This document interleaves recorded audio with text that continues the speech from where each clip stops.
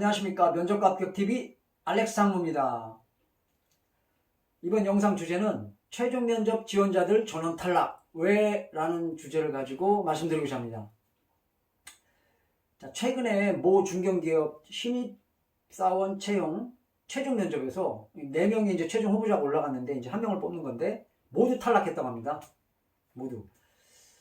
자, 왜 그랬냐면 그 이유는 최종 임원 면접에 그 대표이사가 들어갔는데 대표이사가 그 한 가지 질문을 4사람에게 각각 물어봤다고 그랬는데 마음에 드는 답변을 한 사람이 하나도 없었다고 그래요. 그래서 이제 모두 탈락시켰다고 합니다. 자, 지금 요 중견기업의 그 신입 최종 면접에 있었던 사례지만 이거는 비단 그 신입사원뿐만이 아니라 지금 경력직으로 계시는 이제 이직 하려는 경력직의 분들도 시사하는 바가 크기 때문에 이번 주제의 요 영상을 끝까지 시청해 주시면 여러분들 최종 면접에 갔을 때 상당히 좋은 꿀팁이 되리라 생각합니다.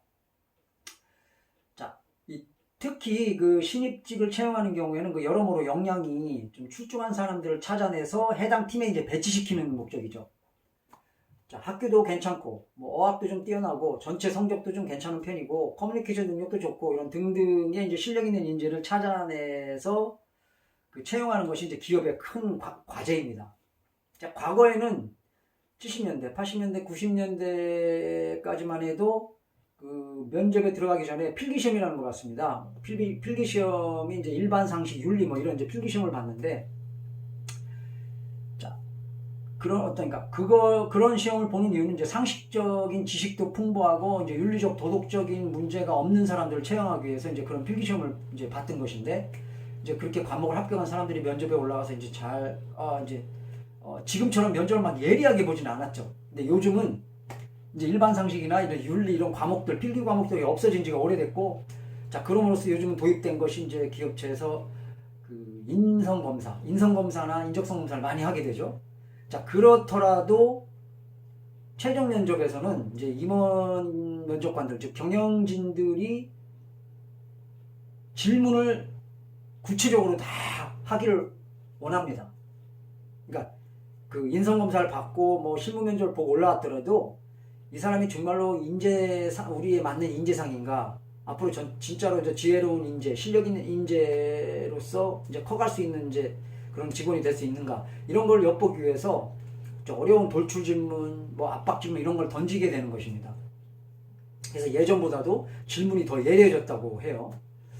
자, 이제 그러면 이런 어떤 좀 어려운 질문들, 임원 경영진들이 최종 면접에서 던지는 어려운 질문들이 이제 예를 들면 여러 가지가 있겠습니다만, 제가 임원 면접관 시절 때 좀 던졌던 그런 것들 예를 좀 들어본다면 어떤 것들이 있냐면, 기업의 윤리 경영에 대해서 어떻게 생각하는가, 기업의 사회적 책임에 대해서 어떻게 생각하는가, 또 재미있는 질문 중에 하나는 또 이런 것도 있었습니다. 10억이 생기면 어떻게 쓰겠는가, 이제 이런 질문도 하고요. 그 다음에 상사가 부당한 지시를 하면 어떻게 하겠는가, 자, 이런 질문도 합니다. 이런 질문들의 이제 속에는 요소의 여러분들의 진정성, 로열티, 어떤 상식적인 지식, 그다음에 또 윤리성, 이런 것들을 엿볼 수 있는 이제 그런 질문들이 이제 여기에 속하는 거라고 할 수 있습니다. 자, 그럼 이제 본론으로 들어가서 이 중견기업, 최근에 있었던 이 중견기업의 최종 면접에서 탈락시켰던 그 질문은 바로 뭐였냐면, 어떤 신입사원이 되겠는가, 바로 이 질문이었습니다. 어떤 신입사원이 되겠는가. 자, 이 질문은 제가 임원 면접관 때도 많이 던진 질문입니다. 그래서 제가 오늘 베스트 답변을 가지고 왔습니다. 이 답변을 해서 최종 합격한 그 지원자, 최종 합격자의 답변이기도 합니다. 그분의 답변이 제가 지금까지 경험했던 많은 그 지원자들 중에서 최고의 답변이었기 때문에 이번 영상 주제의 요 답변으로서 제가 말씀드리고자 합니다.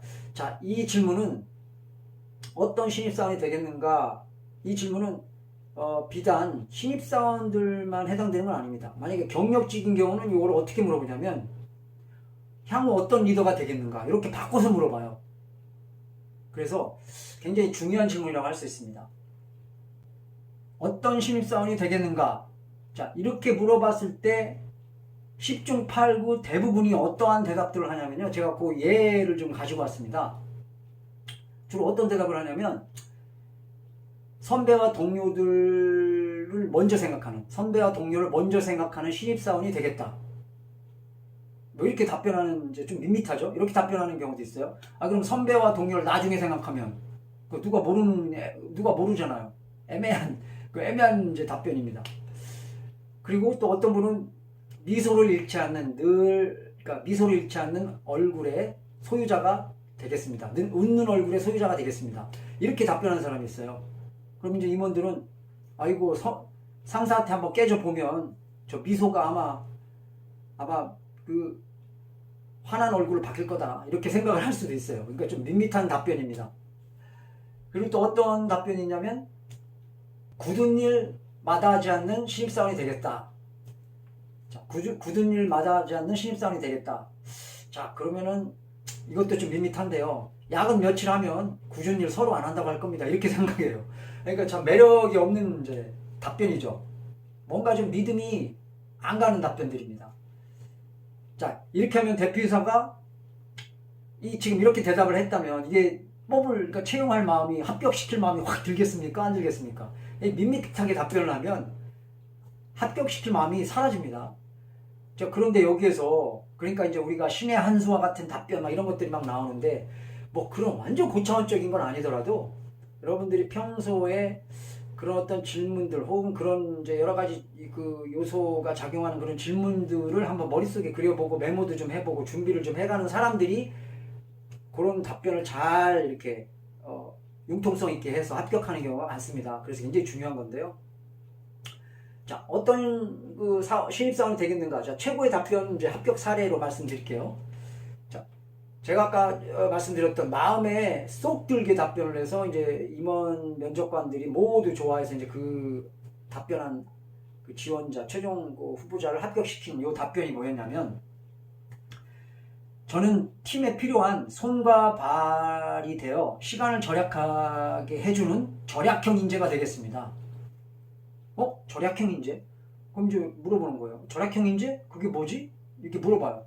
그럼 팀 업무에 필요한 자료나 기준, 뭐 분석 데이터, 어떤 사례 이런 거를 그 의사결정과 성과를 극대화시킬 수 있게 이런 요소들을 마련하는데 시간을 절약하는 인재가 되겠습니다.